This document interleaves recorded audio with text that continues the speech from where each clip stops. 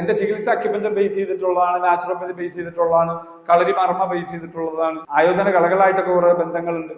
എല്ലാം ഒരു മിക്സ് ചെയ്തിട്ടുള്ള ഒരു സിസ്റ്റത്തിലാണ് ഞാൻ പോകുന്നത്. ഈ സിസ്റ്റം ഉണ്ടാക്കിയ ആള് ഞാനാണ്. പക്ഷെ ഞാൻ ഉണ്ടാക്കിയെന്ന് പറയാൻ പറ്റൂല, ഞാൻ കണ്ടെത്തിയെന്ന് പറയാൻ പറ്റുള്ളൂ. അക്യുപഞ്ചർ ആണോ എന്ന് ചോദിച്ചാൽ പൊതു സമൂഹത്തോട് പറയുമ്പോൾ അക്യുപഞ്ചർ എന്ന് പറയാൻ പറ്റൂല. കാരണം അക്യുപഞ്ചറിൽ സൂചി കുത്തണം. അങ്ങനെയല്ല കേട്ടേക്കണേ. അക്യുപഞ്ചർ 5000 വർഷം പഴക്കമുള്ളതാണ്. പക്ഷെ സൂചി എന്ന് പറഞ്ഞ സംവിധാനം ഒരു 2000 വർഷത്തിന് ഇപ്പുറത്തേക്കാണ് വന്നത്.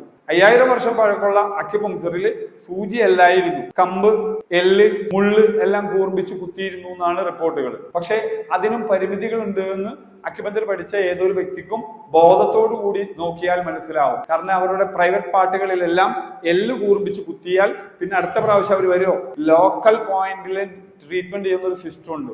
അപ്പൊ അവിടെ കുത്തണം സൂചി. ആ ഭാഗത്ത് പ്രൈവറ്റ് പാർട്ടുകളിൽ എവിടെയെങ്കിലും ഒക്കെ പ്രശ്നങ്ങൾ ഉണ്ടെങ്കിൽ അപ്പൊ സൂചി കണ്ടുപിടിക്കുന്നതിന് മുമ്പ് എല്ല് കൂർപ്പിച്ച് കുത്തണം. അപ്പോ 5000 വർഷം മുമ്പുള്ള ചികിത്സയായതുകൊണ്ട് തന്നെ ആ കാലഘട്ടത്തില് സത്യത്തിൽ സൂചി അല്ലായിരുന്നു ഉപയോഗിച്ചത്. പിന്നെ എങ്ങനെയെന്ന് ചോദിച്ചാല് അതന്ന് നന്നായിട്ട് പഠിക്കുമ്പോൾ മനസ്സിലാവും.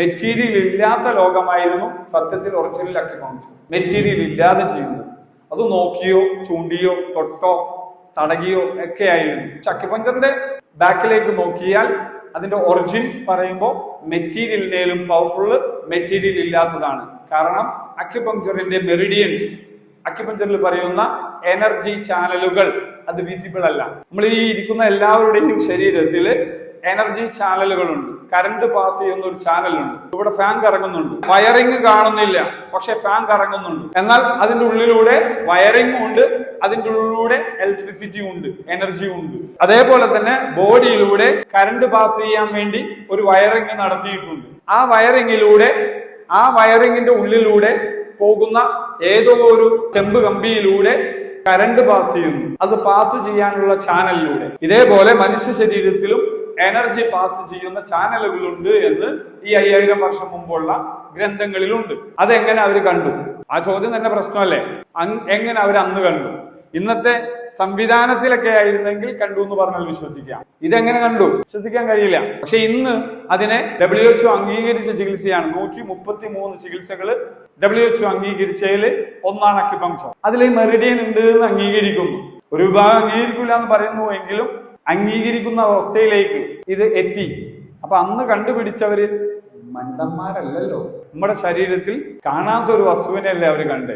മനുഷ്യ ശരീരത്തിലെ എനർജിയുടെ ഏറ്റക്കുറച്ചിൽ വരുമ്പോ ആ ഏറ്റക്കുറച്ചിലിനെയാണ് നമ്മൾ രോഗം എന്ന് വിളിക്കുന്നതെങ്കിൽ ആ ഏറ്റക്കുറച്ചിലിനെ ബാലൻസ് ചെയ്യലാണ് അക്യുപങ്ക്ചർ എങ്കിൽ അത് മെറ്റീരിയലിലൂടെ ചെയ്യലല്ല, മെറ്റീരിയൽ ഇല്ലാതെ ചെയ്യലാണ് ഏറ്റവും നല്ലത് എന്നുള്ള സിസ്റ്റമാണ് ഞാൻ എടുത്തത്. എന്ന് പറഞ്ഞ് ഞാൻ ആദ്യം തന്നെ തുടങ്ങിയത് ഇതല്ല, കൊറോണയ്ക്ക് ശേഷം തുടങ്ങിയതാണ്.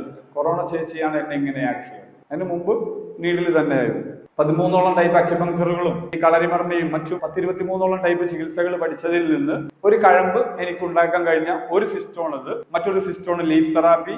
നമ്മുടെ തെങ്ങിന്റെ ഓല, മാവിന്റെ ഇല ഒക്കെ പോലെ ചില ഇലകൾ വെച്ചിട്ട് നിലവിലെ ലീഫ് തെറാപ്പി എന്ന് ഒരു സംവിധാനത്തിൽ നമുക്കൊരു തള്ളവിരലിൽ ഒരു 8 പോയിന്റിൽ ഇല വെച്ച് കെട്ടിയാൽ എല്ലാ രോഗത്തിനെയും ചികിത്സിക്കാൻ പറ്റും. ഡോക്ടർ ആവാനല്ല, അത്യാവശ്യം വീട്ടിലെ കാര്യങ്ങൾ ചെയ്യാൻ പറ്റുന്ന തലത്തിലേക്കുള്ള ലീഫ് തെറാപ്പി ഞാൻ കണ്ടെത്തി. ഇന്ത്യൻ മുദ്രാ തെറാപ്പി, ആ മുദ്രാ തെറാപ്പിയുടെ വീഡിയോസ് കുറെയൊക്കെ കണ്ടിട്ടുണ്ടാവും. FB-യിലൊക്കെ മുദ്രാ തെറാപ്പിയുടെ കുറച്ച് വീഡിയോസ് പോയിരുന്നു. അപ്പൊ അത് ഇന്ത്യൻ മുദ്രാ തെറാപ്പിയുടെ ഒരു സിസ്റ്റം ആണെങ്കിൽ ആ സിസ്റ്റത്തില് ചികിത്സ നന്നായി എഫക്ട് ചെയ്യുമെന്ന് കേരളത്തിൽ എന്നിലൂടെ പല അക്യുപഞ്ചറിസ്റ്റുകൾക്കും എത്തിക്കാൻ കഴിഞ്ഞു എന്നുള്ളതും, അതിനൊപ്പം ആ മുദ്രാ തെറാപ്പിയിൽ അക്യുപഞ്ചർ ബേസ് ചെയ്തൊരു മുദ്രാ തെറാപ്പി ഉണ്ടാക്കാൻ കഴിഞ്ഞു എന്നുള്ളതും എന്റെ ചികിത്സാ മേഖലയിലുള്ളതാണ്. അപ്പൊ ഞാൻ കണ്ടെത്തിയതാണ് ഇത് മൂന്നും എങ്കിൽ ആ മൂന്നിൽ പ്രധാനപ്പെട്ട ഒരു ചികിത്സാ സംവിധാനമാണ് NYL healing Nisar Yong Liyan. അതാണ് ഫുൾ നെയിം. എന്റെ പേര് നിസാർ എന്നാണ് എന്റെ വാപ്പയുടെ പേര്.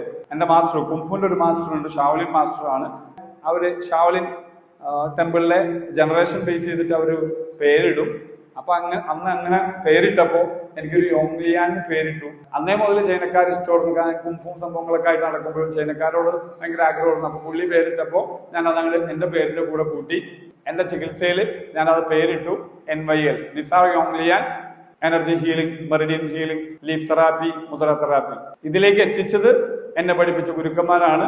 അവരുടെ കഴിവുകൾ ഉള്ളതുകൊണ്ട് അവർ തന്ന പല ഇൻഫർമേഷൻസുമാണ് എനിക്ക് പലതും കത്തിയത്. ആ കത്തിയതിന്റെ അടിസ്ഥാനത്തിലാണ് എനിക്ക് ചികിത്സിക്കാൻ കഴിയുന്നതും. അപ്പൊ അതിൽ പ്രധാനപ്പെട്ട സാധനം